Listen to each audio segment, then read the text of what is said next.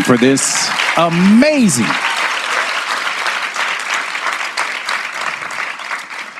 just an amazing conversation. Like you, Apostle Salmon, I sit at the intersection of faith and education, minister in the church, but also been a teacher, principal, district leader, done a lot of work at the intersection of education and faith while simultaneously holding the faith. One of the things I want to go to right away was this question or this point that you made around fanaticism, extremism. And you said it in a brilliant way. You talked about the importance of keeping one's faith, but also hearing and being able to hear, respect other individuals' faith. I think one of the things that we're struggling with, particularly in this country now, is that extremist sort of focus. Or the belief, and can I just say sometimes it's with Christian people in this country, the belief that if I listen to others and not project my sort of faith, sort of dominant perspective, then I in some ways am showing less of my faith. Can you talk a little more about that? Because to you, it was really important to be in a position where I can hear others, I can respect others, I can in some ways acknowledge and celebrate others, but never feel like I have to change who I am from a religious perspective. Can you say a little more about that? Thank you very much. Very powerful and intelligent question. Now, I think that what is extremism? Extremism has to do with misunderstanding your faith and the role that faith has to play, you see. And permit my bias as a Christian, when you practice extremism in Christianity, you are trying to take the place of God in convicting the people. You see that? Jesus, who is the epicenter of the Christian practice, in studying his earth walk, he related with people and he was silent to listen to people as they communicated their various perspectives. Whether it's John 4 with the woman, the prostitute at the well, he sat with tax collectors. He was not influenced by them, but they were happy that he had an open-hearted, they were very frank conversations. In fact, the scripture that represents the core of the Christian faith, permit me, John 3:16, came as a result of a discourse between an intelligent man and Jesus. So Nicodemus came to Jesus, the Bible tells us, and he began to probe him along the lines of, why he was here and so on and so forth. And you would think that Jesus would turn and say, get out of this place. You're one of those people who offend me. You're one of those nasty people. But he gave him room to express himself, and they began to build a conversation. So this is my perspective. I do not believe, and this is my personal opinion, I do not believe you have to fight, tear down, insult people to communicate your faith. I do not think in particular the Christian faith teaches that. I do not believe that. And so if a Christian in this instance practices that, I think the problem may be the system of mentorship that the person has submitted himself to. Because you see, permit me, Prof, religion is like a gun. It depends on who is holding it. If a military man holds that gun, good for the nation. If a terrorist holds the same gun, bad for the nation. The gun itself does not destroy. The gun assumes the character of the one who holds it. This is my concept, and this would be my response to that. Oh my goodness. Oh my goodness.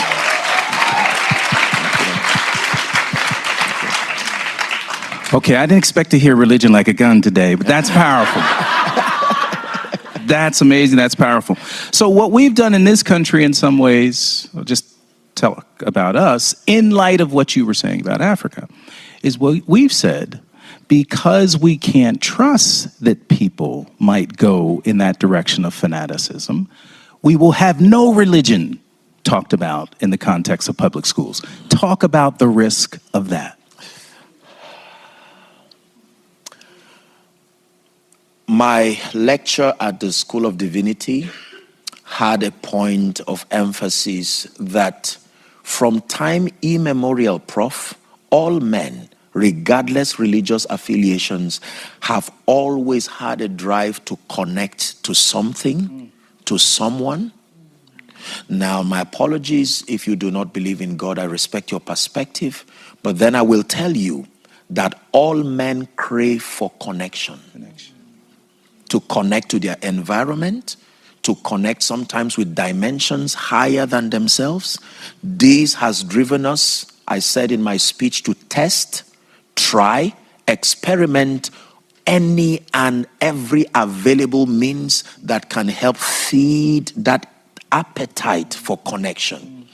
So I respectfully disagree with the philosophy that advocates completely taking God out of a system. This is my humble opinion, and with every sense of respect and honor to the laws of your land and your religious orientation or otherwise. This is my humble perspective. The reason is because in as much as we have all kinds of limitations around the practice of religion, that includes Christianity, Islam, most religions, in my personal study, and believe me when I tell you I've studied a number of world religions, you see, I have found out that at the core of their teachings, there is a straight line that seems to unite these perspectives, albeit eventually people diverge to various thoughts.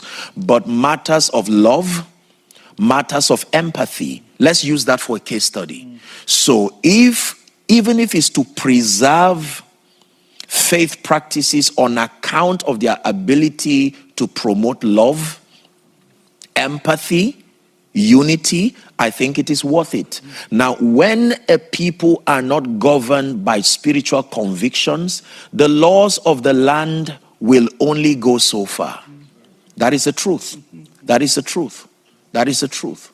You see, so I do not have the professional capacity to probe into the factors that may have led to formulating some of these policies.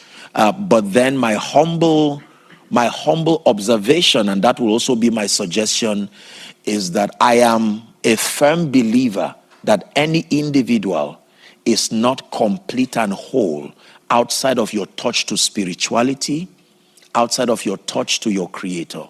This is my humble observation. I want to plant the seed, powerful statement there. I want to plant the seed for the work of a professor at Columbia University. Her name is Lisa Miller.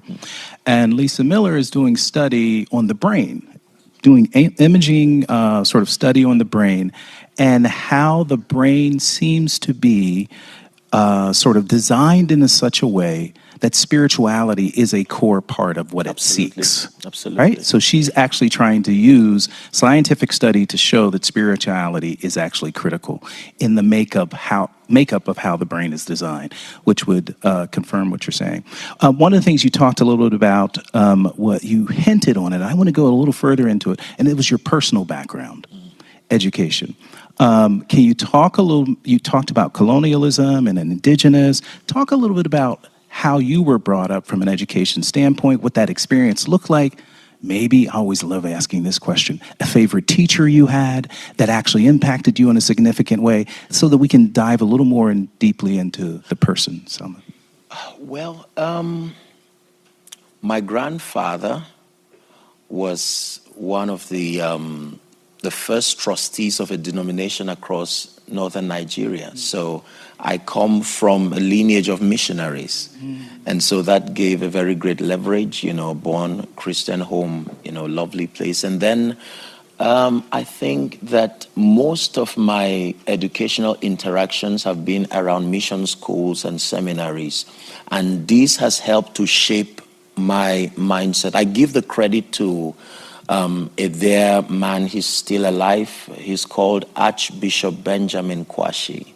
And so he was a great influence in helping to build the educational community that trained us. You know, we learned values like respect, morals. I remember you were prohibited from taking candy or such and then throwing it on the ground. He would ask you to pick it up, you know, and so on and so forth. So those were the earliest memories of shaping my mind. I also attended an Air Force school, and so, but then having this religious contributions, it helped to shape my understanding. I truly believe that part of who and what I am today is also credited to these formative years, the opportunities that, you know, came as a result of that. I do not know if I would still be the Joshua Selman today if I didn't pass through some of those things. I truly believe that they represent the anchors of my conviction today. Yes, and so I would just say the teachers were wonderful people. We had vigils, we had prayer, we had all kinds of things. We had activities that created bonding, mutual respect. You know, we were taught languages and several other things. And I feel that when an individual has an opportunity to pass through a system that is faith-based, again, my opinion, I believe you are at a greater advantage. Truly, I believe that. The difference became clear when we looked at some of our contemporaries who did not have the privilege. Some of them had to, with all due respect, delve into drugs, delve into so many things, you know, and some of them up till now, some have lost their lives, some have become inmates incarcerated in prison. And so I think that that foundation of moral excellence credited to faith-based expressions in our lives have contributed immensely to who I am today. And I believe this is true for many people. Beautiful. Yeah. My final question, and we'll see if we have a question or so from the audience.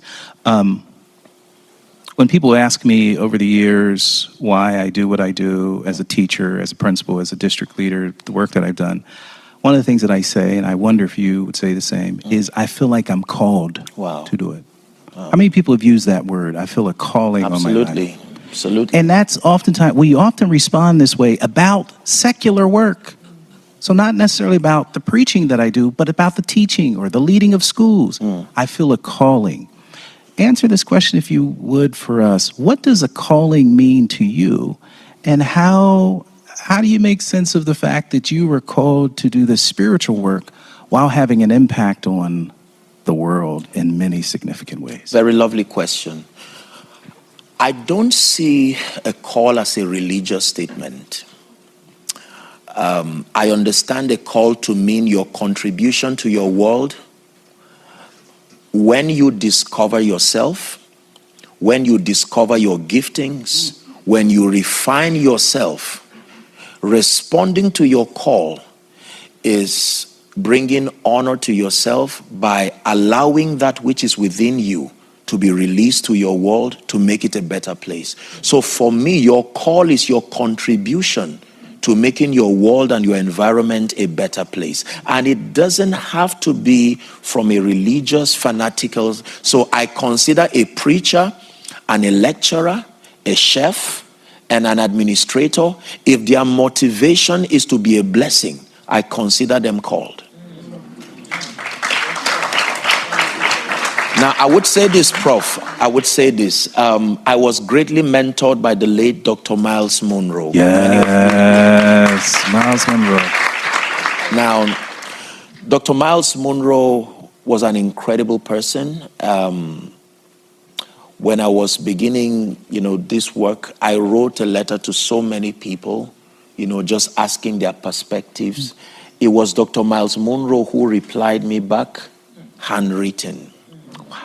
He encouraged me and let me know that I could become anything. Beautiful. I loved him because he approached faith and nation building from an intelligent, non-fight non-fanatical, non-extremist standpoint.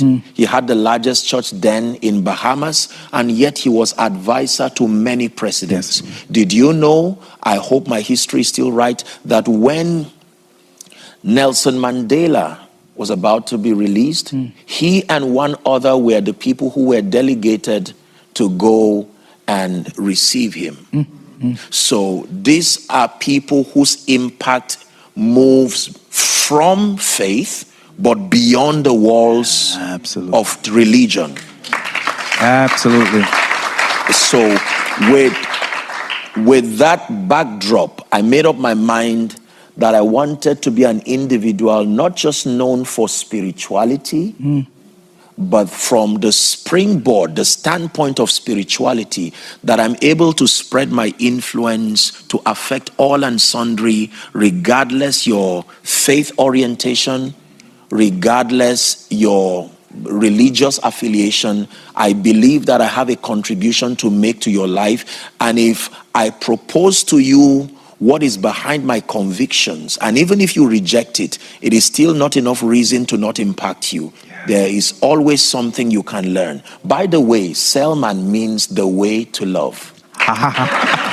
You will want to know that. One last thing before we end on this calling point, just so it sinks in with everybody. Everyone turn and find someone, look them dead in the eye, turn and look at somebody, look at someone, and ask them this question. Do you know your calling? Do you know your calling? Well, let's give Apostle Selman a round of applause real quick. Thank you. You're amazing. Thank you again so much. And the panelists can still remain here. This was such a phenomenal event. Apostle Selman, I hope this is not the last time that you'll be coming to Harvard. Can we get that on record? Will you be coming back again? I hope, I pray, I think. So it's on record that he'll be coming back, okay? Because we did not have nearly enough time with you here at the Graduate School of Education. I think that other parts of the university would want to engage with you. And the note that he ended on with, too, I just want to, that blesses me so much. So Dr. Miles Monroe was my pastor in the Bahamas and my mom's pastor. And so as a kid, every Saturday I would sell fruits with my mom to him and his wife, Ruth, and he wrote my letter of recommendation for college to come to the United States. And, to think about the impact that he's had on your life, and now you're coming back here. And it's so powerful because when we think about the mission of the Harvard Graduate School of Education, it's about preparing leaders and innovators in education to provide opportunities for learners from all around the world.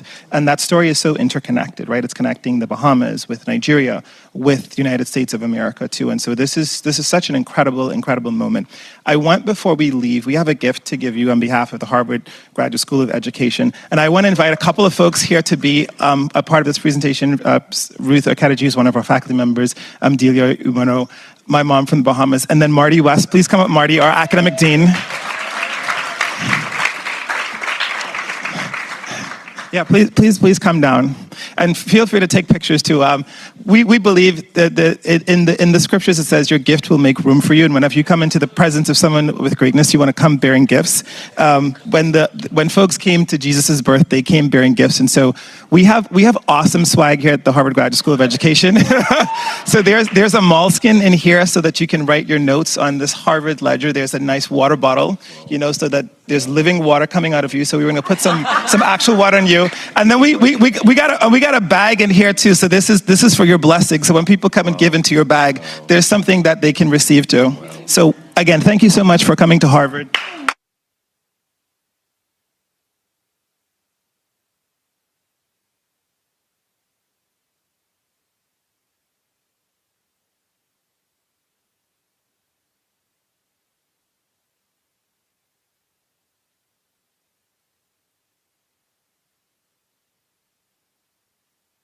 I just wanted to give you an opportunity to say something. Peter, you're a tough act to follow. Apostle Selman, it's a delight to have you here. What Peter said about our mission really captures what it is we're trying to do at the Harvard Graduate School of Education, and would welcome any opportunity to partner with you going forward. So thank you. And Ruth, you're not going to escape. This is my spiritual moment here. Come here. You're not going to escape. You got to say a little something.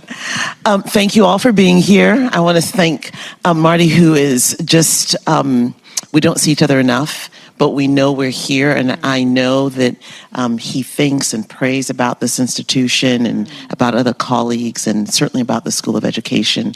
And I said to both Dr. Scott and Professor Blair that for those of you who are Harvard students and Harvard faculty, you rarely see the School of Education in the Crimson or the Gazette or in the New York Times. But when we think of what knowledge does to open the way for faith, for the improvement of humanity, for contributions to society, this is the crown jewel of Harvard University. And I'm so grateful for Marty's leadership, for all of you, for the work that is happening here, because education not only opens doors, but it is a leveler. It's the thing that people will look at and say, God has given you a gift. You can go out and be whoever you want to be. Every teacher has been such a blessing in my life. My parents were teachers, and so I'm incredibly grateful to the Harvard School of Graduate Education. Thank you. All right. And just one other thing, I'm known for my selfies, so I need to get you folks into a selfie. So please come here. And then after that, we have a very delicious Selfies, would you permit me so he can do this? Oh, sure. Okay, sure. Yeah. And we have a very delicious spread outside of wonderful refreshments. Come on, you guys, let's take a picture so people can eat.